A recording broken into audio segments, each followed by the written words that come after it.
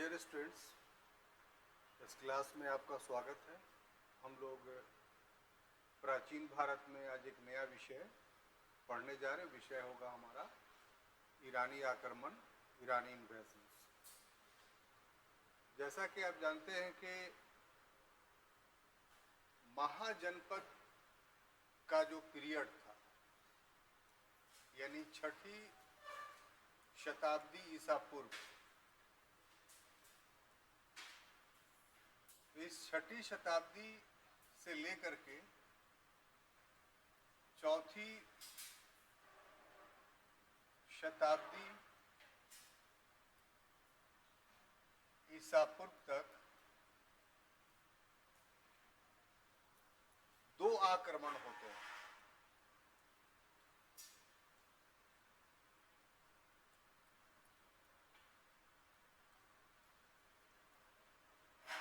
एक आक्रमण जो था वो ईरानी आक्रमण था, जो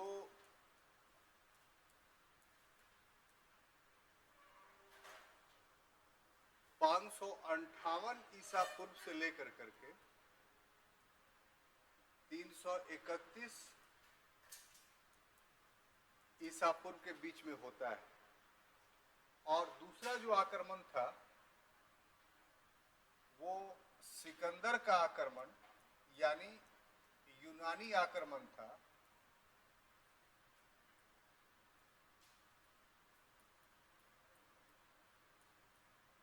जो 326 ईसा पूर्व में होता है।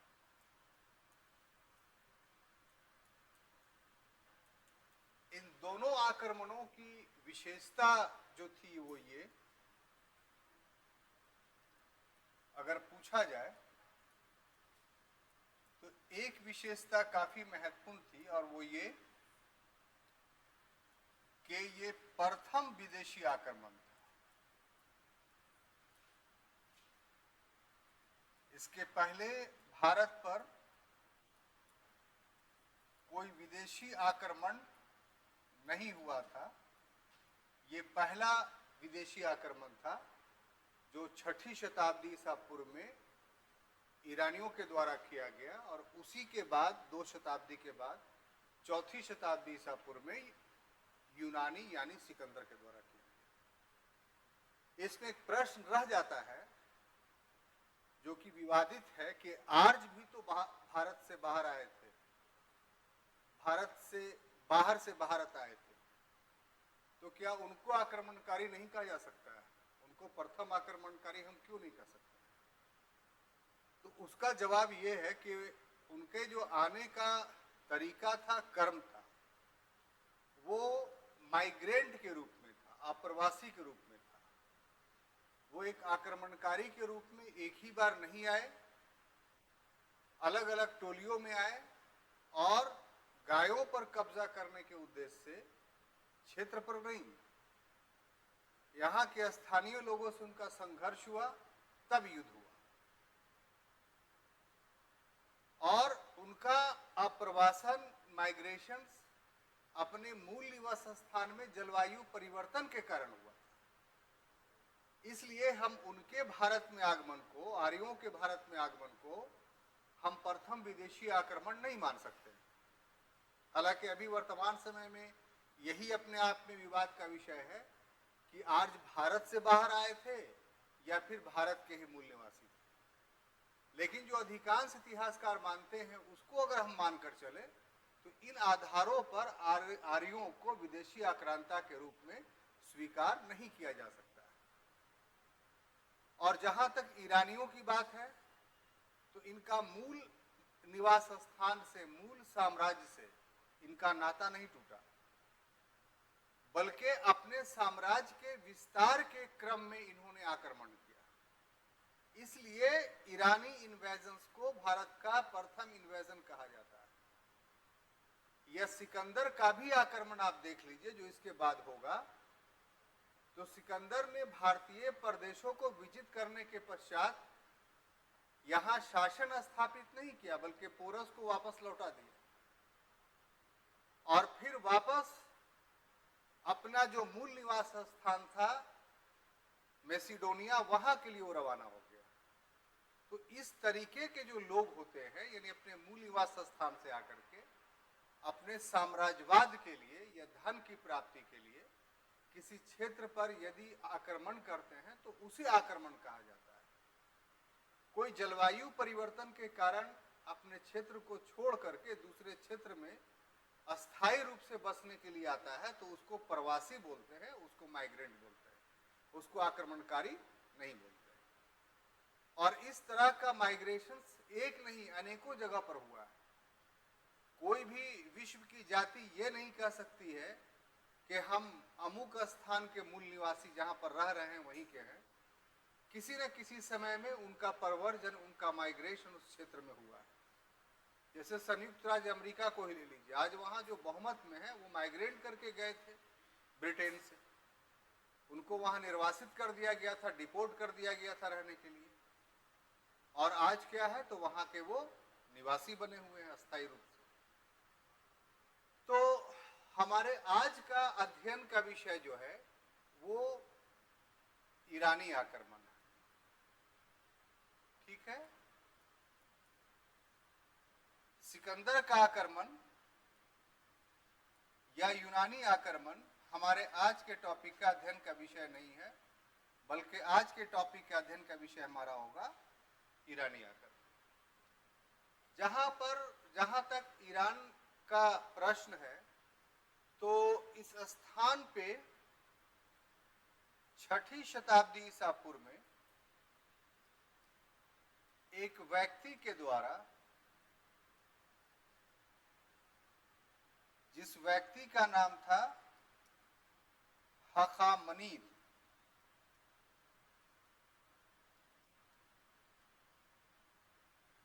और इसके द्वारा एक वंश स्थापित किया गया।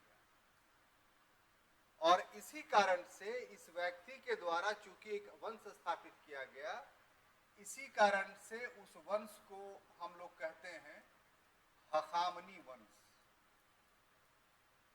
ये ईरान का प्रथम वंश था जिसने भारत पर आक्रमण किया, और इस वंश के शासक ने, जो यहाँ का रूलर था,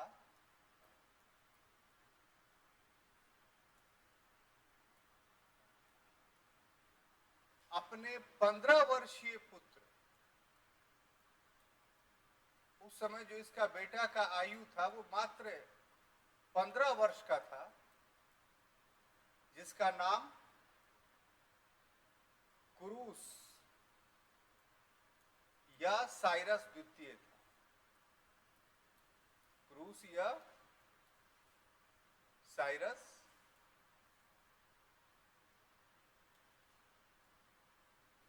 अच्छा, थोड़ा सा एक चीज छूट गया है, उसको पढ़ा देंगे तब ये बात आती है, ठीक है। तो हखामनी वंश था। अब दूसरा एक टॉपिक जो छूट रहा है हम लोग को वो ये कि भारत की स्थिति क्या थी। तब हम लोग ईरानी इन्वेजन पे आएंगे, ठीक है, क्योंकि ये काफी इंपॉर्टेंट है कि आखिर कोई आक्रमणकारी आता है और वो आक्रमण करने में सफल रहता है तो कुछ तो भारत की कमजोरियां रही होंगी, तभी वो आक्रमण सफल हुआ। तो बिना इसको जाने कि भारत में क्या कमजोरी थी, हम ईरानी आक्रमण को अच्छे ढंग से नहीं समझ सकते। तो भारत की स्थिति पर अगर हम लोग नजर डालें तो पाते हैं कि जो मगध के नेतृत्व में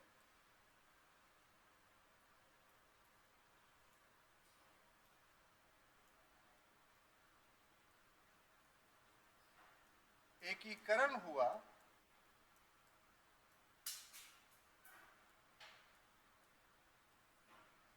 इस एकीकरण में पश्चिमोत्तर भारत शामिल नहीं था।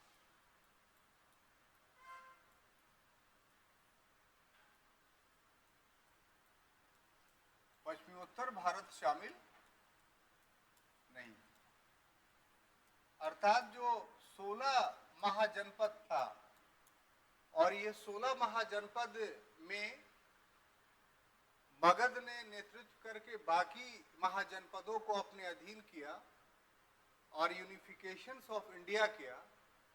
उस क्रम में जो पश्चिमोत्तर भारत था वो मगध के अधीन नहीं हो पाया। अंग को मगध ने अधीन कर लिया, वज्जी को कर लिया, मल को कर लिया, काशी को कर लिया, कौशल को कर लिया, वत्स को कर लिया, कुरु को कर लिया, पांचाल को कर लिया, अवंती को कर लिया, अश्मक को कर लिया, सूरसेन को कर लिया। यानी कहने का मतलब ये है कि जो पश्चिमोत्तर भारत के गांधार और कंबोज और मद्र, ये 3 महाजनपद ऐसे थे जो मगध के एकीकरण के क्रम में, यूनिफिकेशन ऑफ मगध के दौरान वो इसमें शामिल नहीं हो पाए। और 3 जो क्षेत्र थे, यानी कौन? गंधार प्लस कंबोज प्लस मद्र,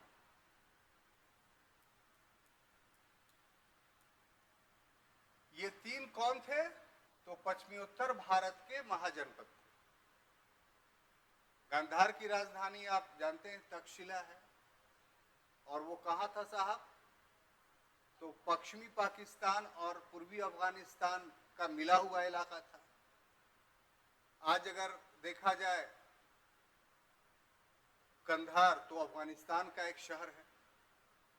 कंबोज, हाटक जो आज का पाकिस्तान का हजारा का जिला है, वो हजारा जिला उस समय कंबोज कहलाता था।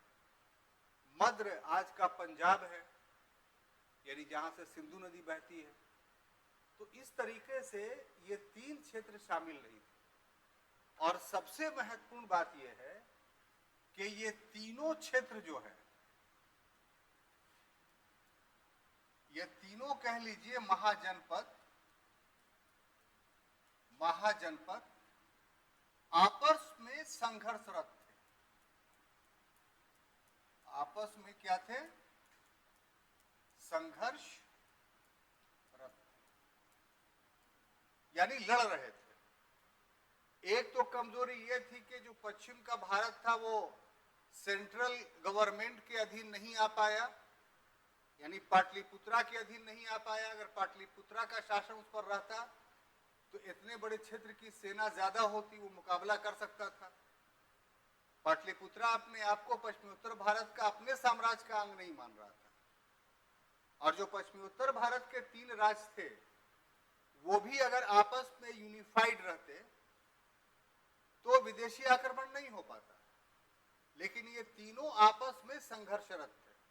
अब सवाल ये पैदा होता है कि क्यों उनको विदेशी आक्रमण के सामना करने की इच्छा पैदा नहीं हुई, क्यों वो लोग आपस में संघर्षरत थे? तो इसका सिंपल सा जवाब ये है कि उस समय तक ऐसा घटना कभी हुआ ही नहीं था भारतीय कॉन्टेक्स्ट में कि कोई विदेश का आदमी आकर के आक्रमण कर ले और कब्जा कर ले।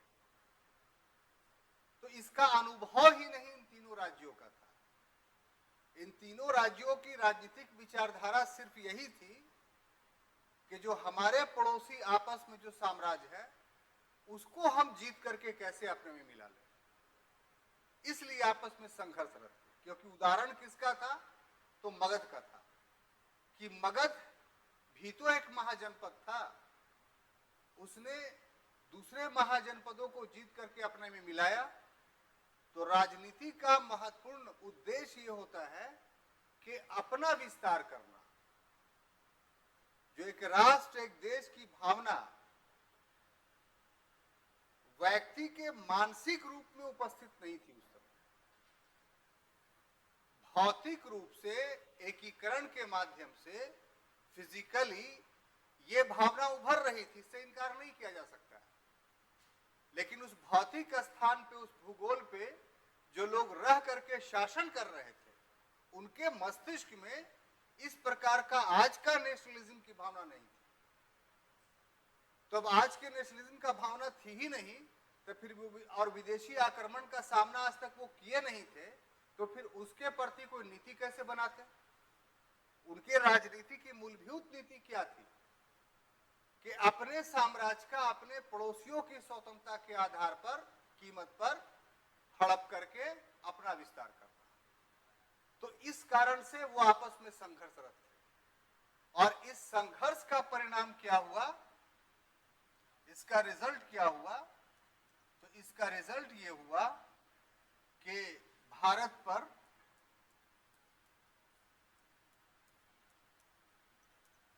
ईरानी आक्रमण होता है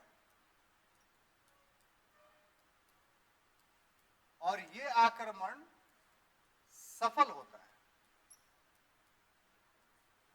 सफल इस मामले में कि ईरानी लोग यहां कब्जा पूरे भारत पर नहीं कर पाते हैं, लेकिन भारत का 3 ऐसा क्षेत्र था कि उन क्षेत्रों को जो है अपने ईरानी साम्राज्य का, हखामनी साम्राज्य का पार्ट बना लेते हैं और बजाते तौर पे उन क्षेत्रों से टैक्स वसूल करते हैं। वो टैक्स इतना होता है कि पूरे ईरानियन एम्पायर का 1/3 टैक्स था। तो इस ढंग से उनको लाभ हुआ। अब हम लोग देखेंगे आगे कि कैसे कैसे आक्रमण होता है, कौन कौन शासक आता है और शासकों का क्रम क्या है। तो ये जो समय हमने आपको यहाँ लिखा है, इसी समय को के अधीन जितने शासक हुए उन शासकों का विवरण हम आपको अब नीचे देने जा रहे हैं। ठीक है, तो बढ़ाऊं?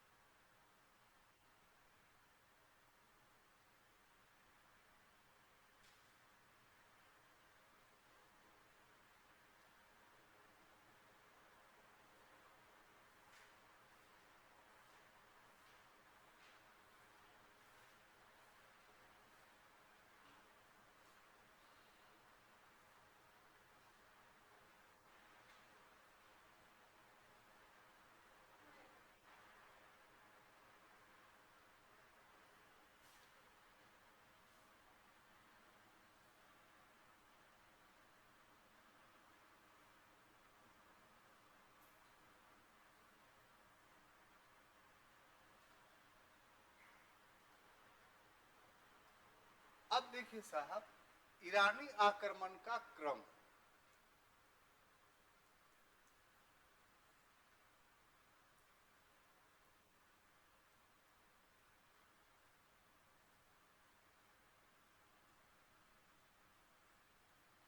ये हम सीरियल वाइज से आपको बताना चाह रहे हैं ताकि क्लास में ही याद हो जाए। और अगर तिथियों के हिसाब से बात किया जाता है तो चीजें जल्दी याद हो जाती है। नाम थोड़ा टेढ़ा है तो इतिहास पढ़ रहे हैं तो आप इसकी अपेक्षा मत करें कि जो भी इतिहास में नाम आएगा वो आपके नामों से मिलता जुलता हुआ होगा, बल्कि डिफरेंट भाषाओं के नाम हैं और भाषाओं के नामों को आपको याद करना, आपके जुबान पे चढ़ाना, यही आपके पढ़ाई का, अध्ययन का सार होना चाहिए, तभी उसके अंदर की चीजें याद होंगी। तो इसमें जो पहला शासक है वो है क्रूस या साइरस सेकंड।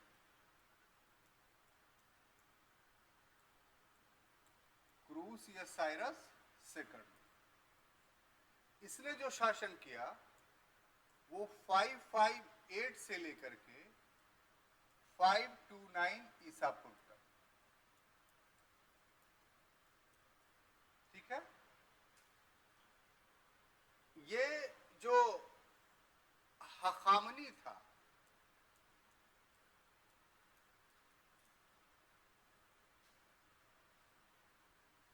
उसका पुत्र था और 15 वर्ष की आयु में 15 वर्ष की आयु में वो ईरान का शासक बना था।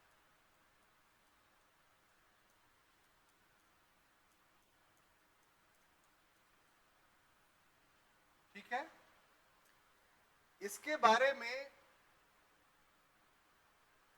नियार्कस और मेगास्थनीज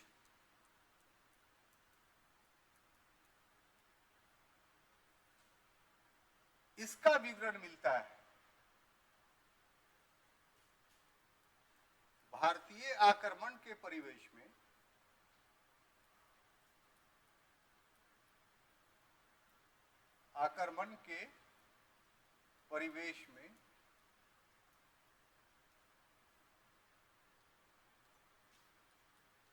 विवरण मिलता है कि आखिर कैसे उसने भारत पर आक्रमण किया। बात समझ में आ रही है? दो लोग हैं, एक का नाम है नियार्कस और दूसरे का नाम है मेगास्थनीज। अब दोनों ने अलग अलग बातें कही, तो दोनों ने अलग अलग बात क्या कही है, तो क्या है? तो पहला हम लेते हैं नियार्कस का। नियार्कस क्या कहता है?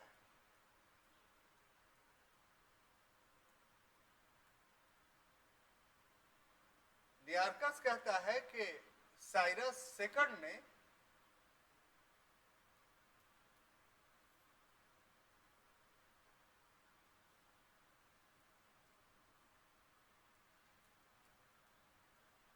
जेड्रोसिया के रास्ते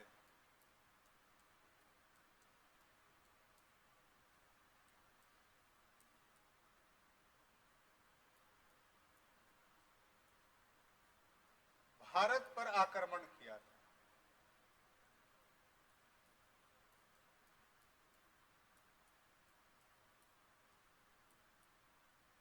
अब थोड़ा यहां पर आप ये देख लीजिए कि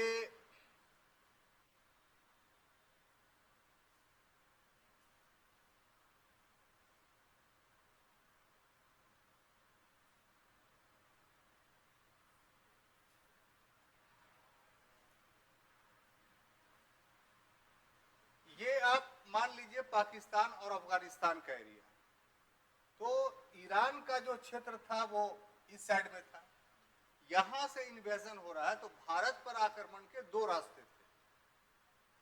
एक इधर से ऐसे था, यहां पर अराकोसिया था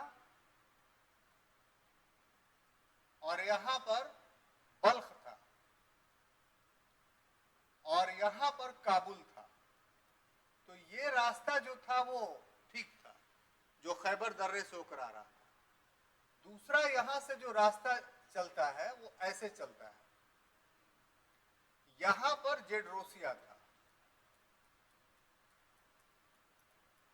और ये जो पूरा एरिया आप देख रहे हैं ये डेजर्ट है, रेगिस्तानी एरिया है। और यहां पर एक स्थान है पुष्कलावती, जिसको आज पेशावर के नाम से हम लोग जानते हैं। तो यहां पर दोनों लाइनें आकर के मिलती हैं, दोनों रास्ता आकर के मिलती हैं। कहने का अर्थ यह है कि ईरान से उस समय भारत पर आक्रमण के लिए दो रास्ते थे। एक रास्ता राकोसिया, बल्ख और काबुल होता हुआ पुष्कलावती आ रहा था और दूसरा रास्ता जेड्रोसिया के रेगिस्तान से होकर के आके पुष्कलावती आ रहा था और पुष्कलावती से फिर सिंधु नदी पार करके भारत पर आक्रमण किया जाता था। तो ये अपने दिमाग में बात रखिए, क्योंकि ये प्रश्न हमेशा आपके पास आएगा तो आप कंफ्यूज नहीं करेंगे, ठीक है? जब शब्द आएगा तो आप जान जाइए कि भौगोलिक परिस्थिति क्या थी।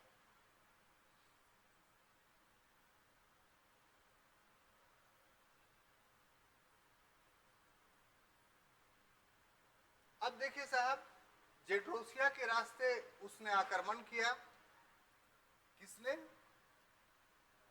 साइरस ने। लेकिन हुआ क्या कि 7 व्यक्ति को छोड़ करके,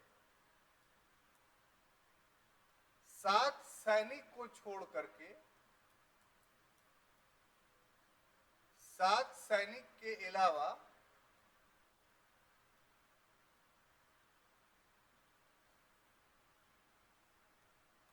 उसके सारे सैनिक मारे गए।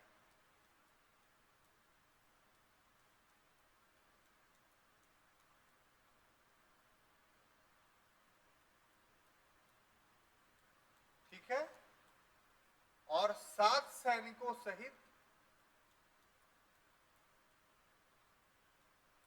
वो वापस हुआ। इसका मतलब क्या हुआ कि नियार्कस ये कहता है कि जो साइरस सेकंड का इन्वेजन था भारत पर, वो असफल रहा। यही ना बात हुआ इससे साबित। लेकिन दूसरा हमने कहा था मेगास्थनीज, कि मेगास्थनीज कहता है कि साइरस सेकंड ने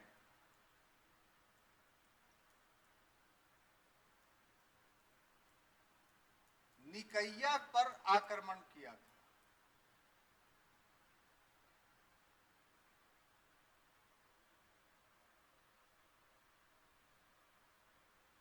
निकैया नहीं है,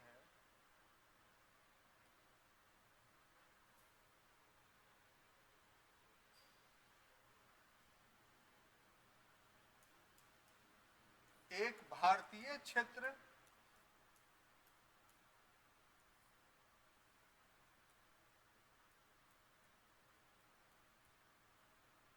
आधिपत्य स्थापित किया था।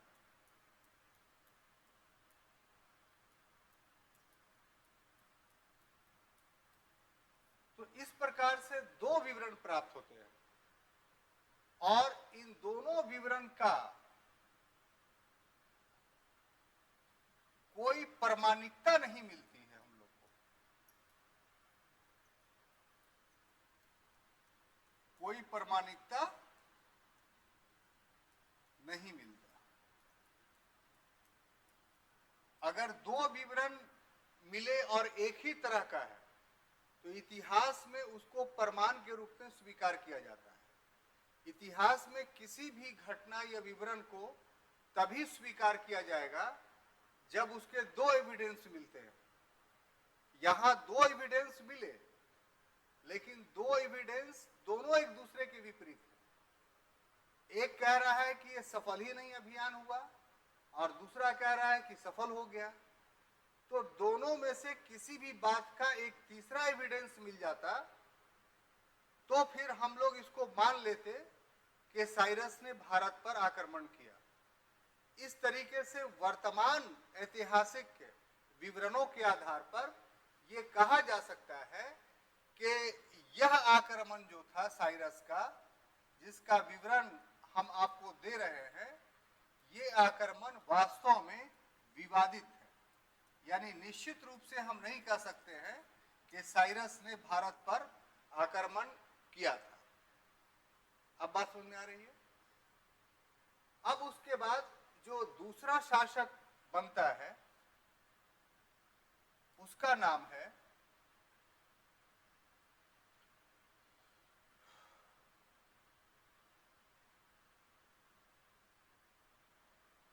कंबुजिए।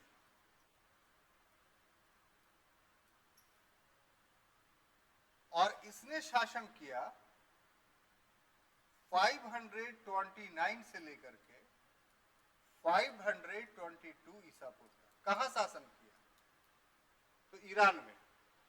ठीक है, इसके शासन काल की जो घटना है कि ईरान में गृह युद्ध चल रहा था, और इस गृह युद्ध के कारण कंबुजिए ने भारत पर आक्रमण नहीं किया।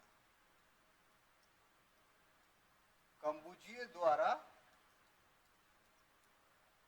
भारत पर आक्रमण नहीं किया गया। नहीं किया गया। बात समझ में आई? तो पहला शासक कौन?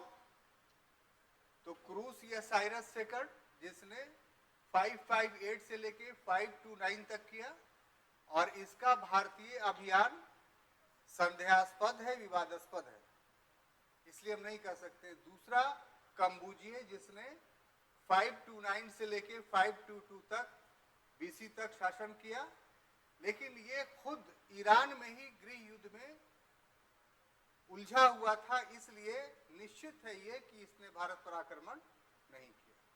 अब ऐसी परिस्थिति में जो तीसरा शासक है, इसको उठाए ना,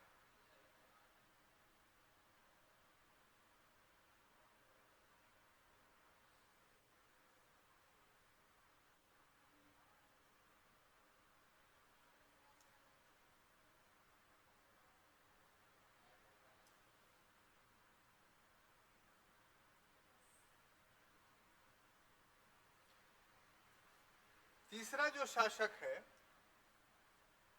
उसका नाम है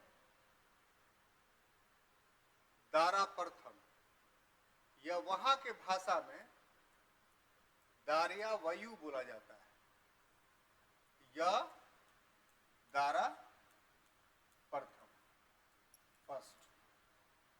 इसने जो शासन किया वो 522 से लेकर के 486 बीसी तक, ठीक है।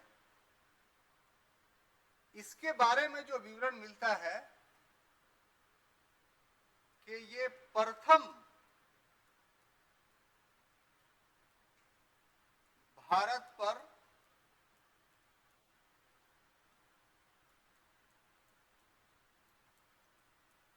आक्रमण करने वाला था। अब कैसे, तो इसके बारे में बजाते तौर पे प्रमाण हम लोगों के पास है।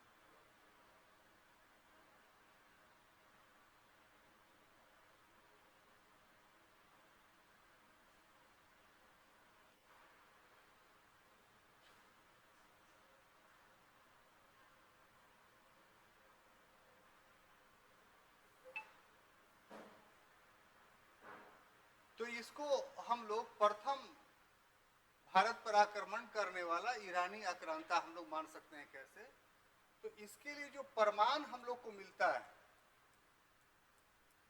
वो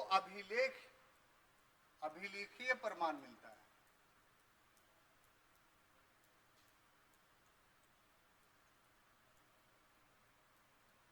और उसमें 3 अभिलेख काफी महत्वपूर्ण है।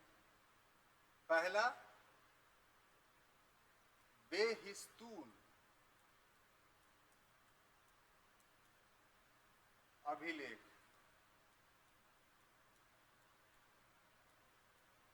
दूसरा पर्सिपोलिस अभिलेख,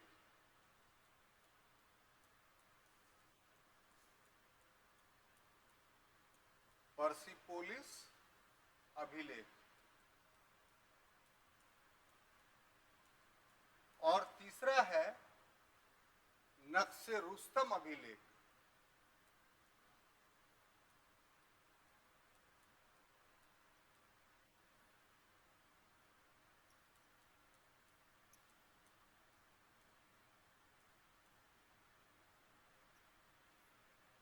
इसमें जो बेहुस्तून अभिलेख है,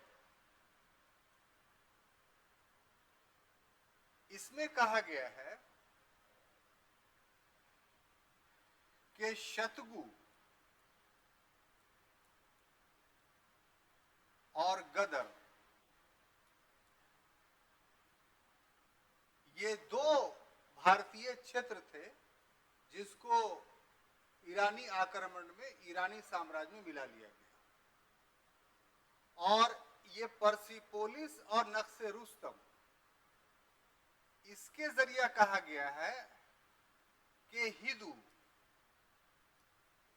को ईरानी साम्राज्य में मिला लिया गया। अब सवाल पैदा ही होता है कि आज के समय में ये जो सतगु, गदर और हिंदू है, ये तो कोई जगह है नहीं, ना पाकिस्तान में है ना भारत में है।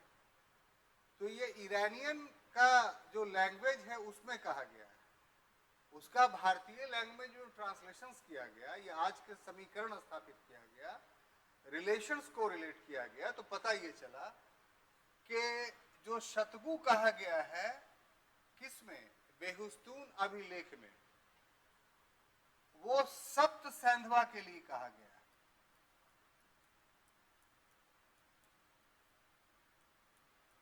ठीक है। और जो गदर कहा गया है बेहुस्तून अभिलेख में, वो किसके लिए कहा गया है, तो कंधार के लिए कहा गया है।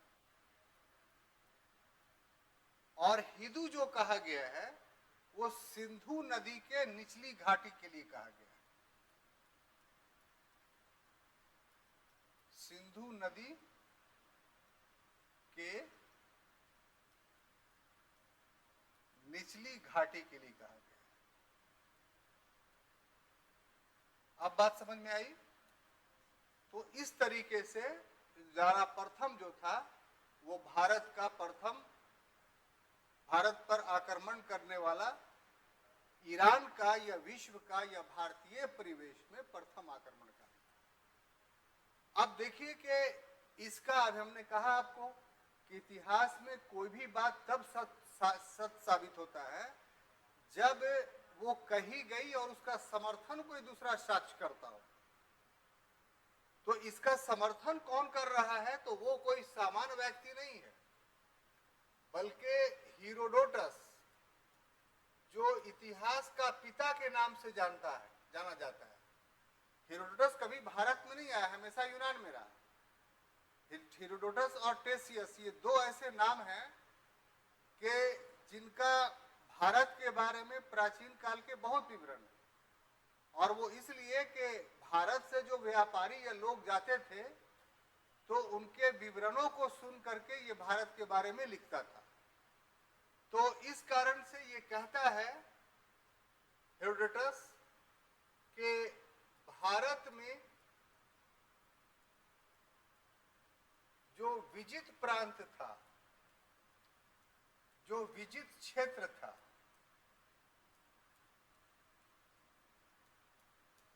वह क्षेत्र ईरान का 20वां प्रांत बनाया गया। ईरान का 20वां प्रांत बना।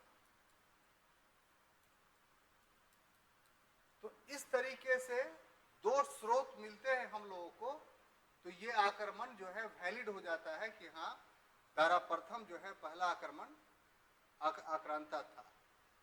और सिर्फ यही विवरण हेरोडोटस नहीं देता, बल्कि दूसरा इस परिवेश में देता है कि वार्षिक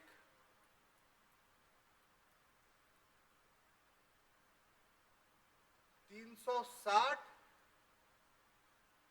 टैरेंट स्वर्ण चूर्ण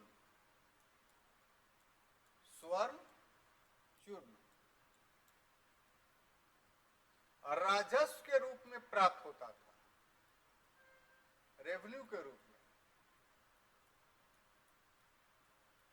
रूप में प्राप्त होता था। और ये जो प्राप्त होता था वो कोई सामान्य राशि नहीं थी, बल्कि ईरानी भूराजस्व का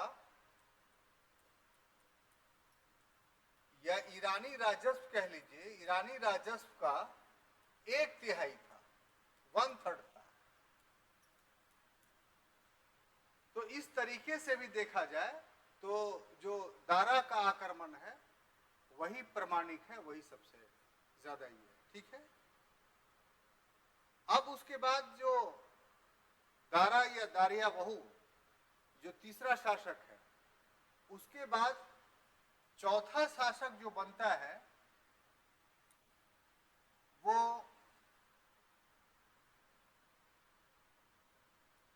अर्थ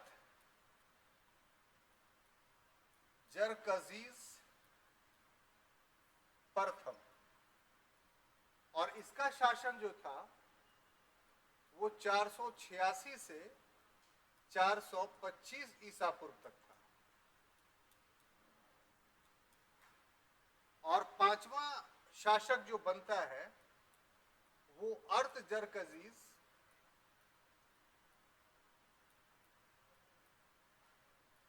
सेकंड। इसने 425 से लेकर करके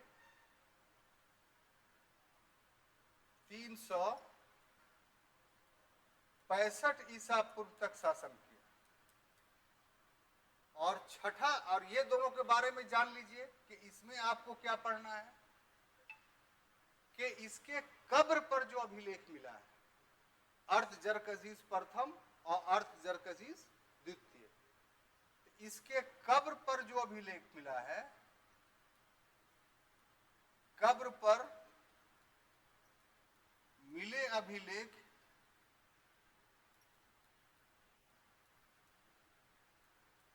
अभिलेख में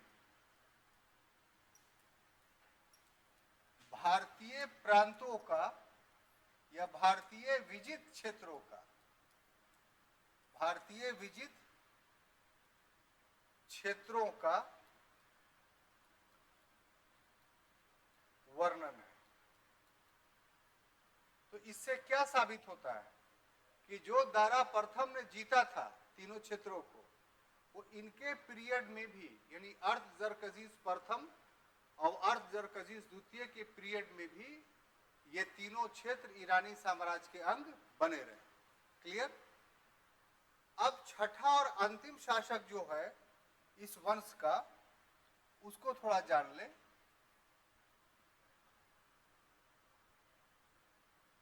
तो इसका नाम था दारा तृतीय।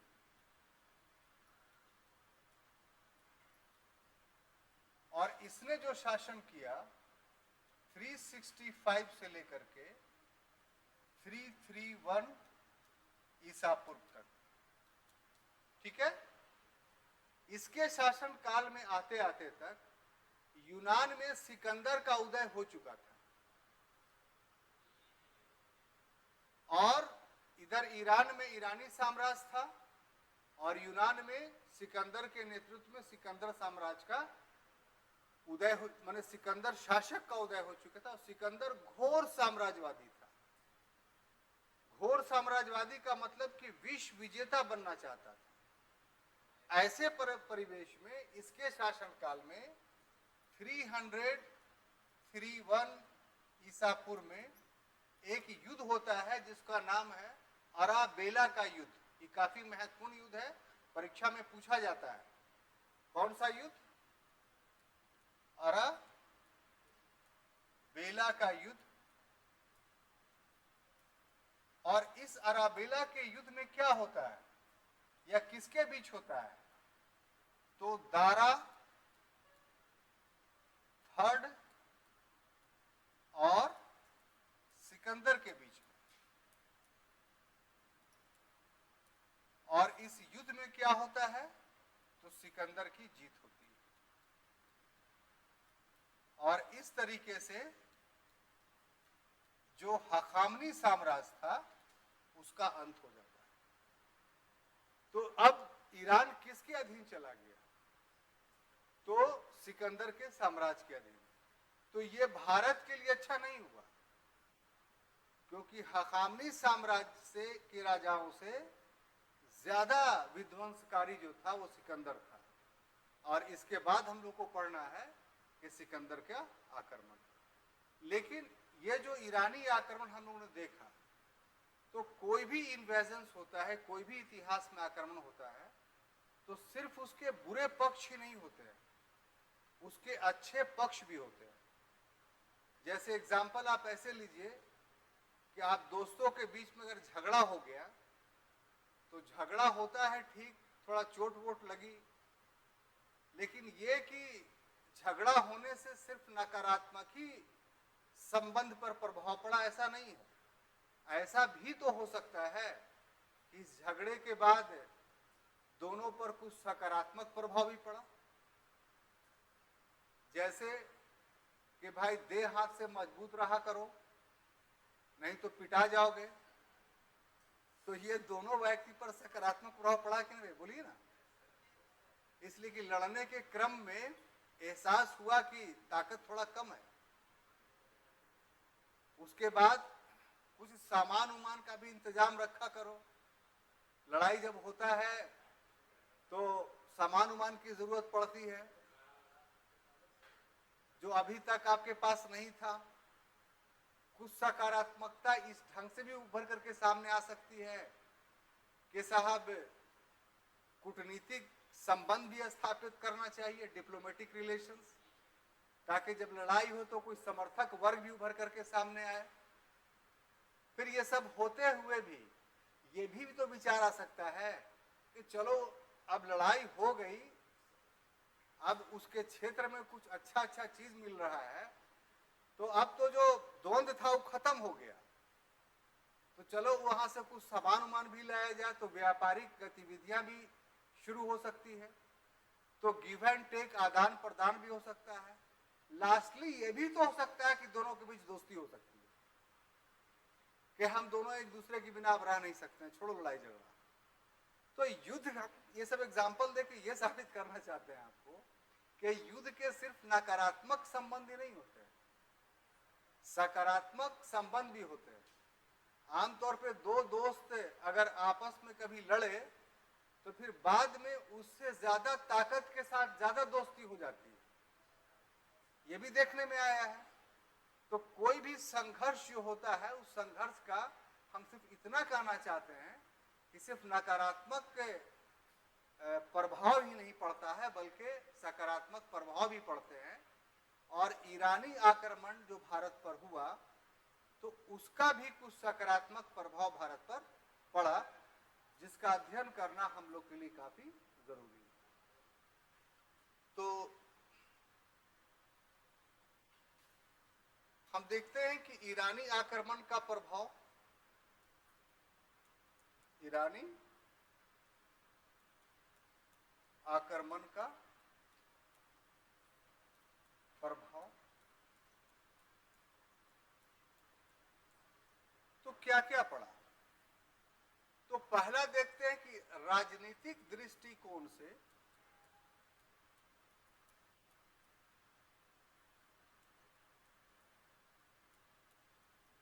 प्रभाव ये पड़ा कि ईरान का भारत के बहुत बड़े क्षेत्र पर कोई अधिकार नहीं हो गया, इसलिए भारत का आंतरिक भाग अछूता रहा। सिर्फ पश्चिमोत्तर भाग पर ईरान का कब्जा हुआ, वो भी अस्थायी रूप से हमेशा के लिए नहीं। लेकिन इससे भारत की राजनीतिक शक्तियों को ये एक लेसन मिला, एक सबक मिला कि हम लोग जब तक आपस में एक नहीं होंगे तो आने वाले समय में इससे भी बड़ा आक्रमण हो सकता है और हम लोगों को नुकसान होगा। तो भारतीय परिवेश में इस इन्वेजन से, इस आक्रमण से राजनीतिक एकता की विचारधारा का उदय हुआ, जो कि अभी तक नहीं पाया जाता था। तो ये एक प्रकार से सकारात्मक प्रभाव आप मान सकते हैं कि हमें अपने कमजोरियों का एहसास हुआ और भारत के शासक वर्गों ने फिर बजाते तौर पे, आगे इतिहास पढ़ाएंगे, हम ही पढ़ाएंगे आपको, कि हर शासक ने या हर नहीं तो हर महत्वाकांक्षी शासक ने, एम्बिशियस किंग ने उत्तर पश्चिमी नीति बनाई, पॉलिसीज ऑफ फ्रंटियर का, और तभी जो है वो आक्रमण रोक पाया। तो ये सबक जो है इसी आक्रमण से मिलता है। इसके अलावा राज दरबारों पर प्रभाव पड़ा।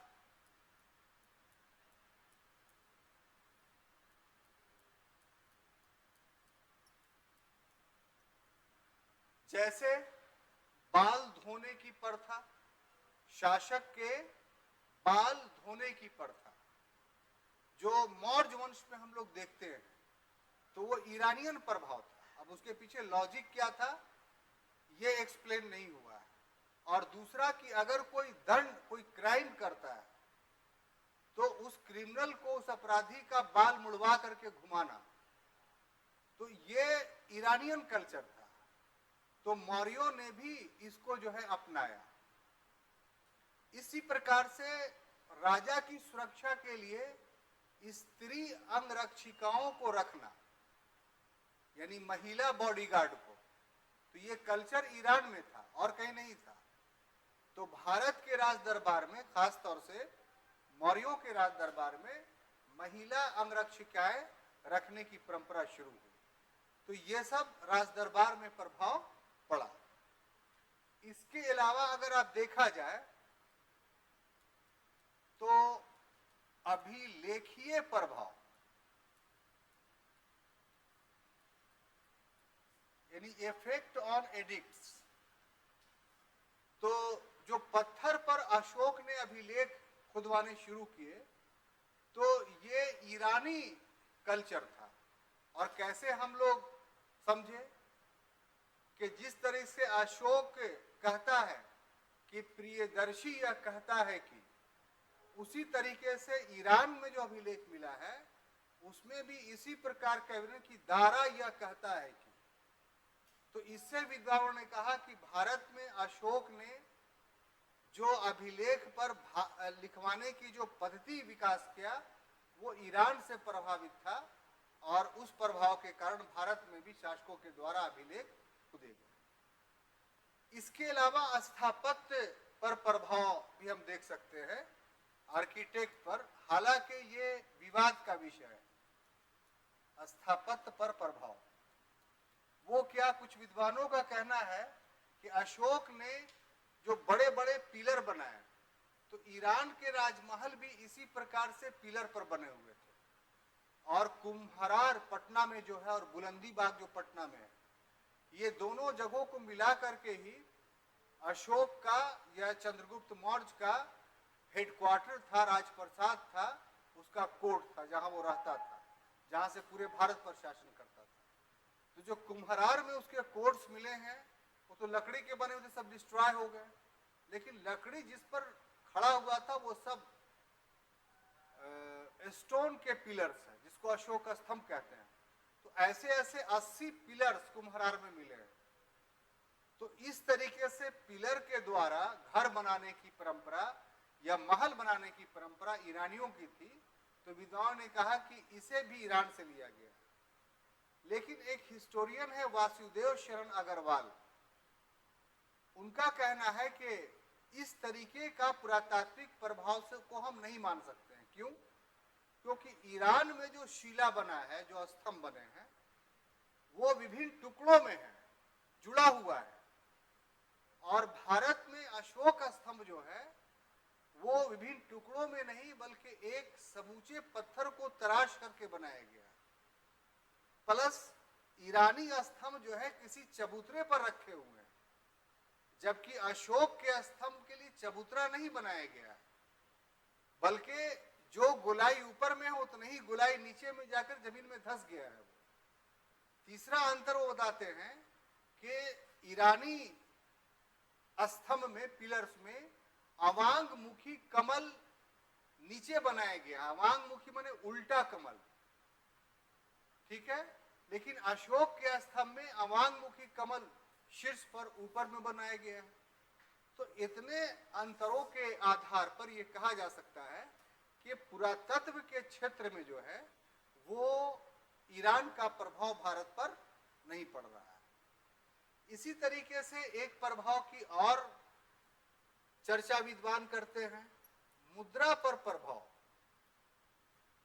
कहा जाता है कि ईरान में मुद्रा चलता था और उससे प्रभावित होकर के जो है वो भारत में भी मौर्य काल में आहत सिक्के, यानी पंच मार्क कॉइन्स जो है वो चलाया गया। लेकिन इधर हाल फिलहाल इलाहाबाद यूनिवर्सिटी के एक प्रोफेसर ने रिसर्च किया और पाया है कि कौशाम्बी में इस समय जो आक्रमण हो रहा है, यानी 6वीं शताब्दी ईसा पूर्व, तो उससे पूर्व 7वीं शताब्दी ईसा पूर्व या 9वीं शताब्दी ईसा पूर्व के ही सिक्के मिले। तो जब भारत में 9वीं शताब्दी ईसा पूर्व क्या हो गया, आपको उत्तर वैदिक पीरियड हो गया। तो जब उस पीरियड के सिक्के हमें मिल रहे हैं, एक ही अल्फी मात्राएं मिला, एक ही जगह पर मिला, हो सकता है कि खुदाई हो तो और जगह पर मिले, लेकिन एक जगह पर मिलना कौशाम्बी में इस बात को प्रमाणित तो कर ही रहा है कि हम ईरान से पहले सिक्के का निर्माण कर चुके थे। तो जब कर चुके थे तो जो पंच मार्क क्वाइंस है उन्हीं सिक्कों का विकसित रूप होगा। हमारे पास तकनीक या जानकारी तो थी। तो ये सब वो इफेक्ट है जिस इफेक्ट की चर्चा जो है वो की जाती है। और अंतिम प्रभाव है व्यापार पर प्रभाव, व्यापार पर प्रभाव। तो अभी तक क्या था कि भारत का अंतर्राष्ट्रीय स्तर से कोई व्यापारिक गतिविधि जो थी, जो हड़प्पा सभ्यता में हो रही थी, वो बंद हो चुकी थी। हड़प्पा सभ्यता के पतन के बाद से लेकर के भारत का अंतर्राष्ट्रीय व्यापार का कोई प्रमाण या जानकारी हम लोग को प्राप्त नहीं है। तो इस इन्वेजन से एक लाभ हुआ, यह सकारात्मक प्रभाव ये पड़ा कि भारतीय व्यापारियों का संपर्क फिर एक बार अंतर्राष्ट्रीय स्तर पर स्थापित हुआ। इस प्रकार से जो ईरान के आक्रमण के कॉन्टेक्स्ट में जितनी बातें थी वो मैंने आपको बताई। अगले क्लास में हम दूसरे आक्रमण यानी यूनान अर्थात सिकंदर के आक्रमण के साथ उपस्थित होंगे। तब तक के लिए अनुमति दीजिए। धन्यवाद।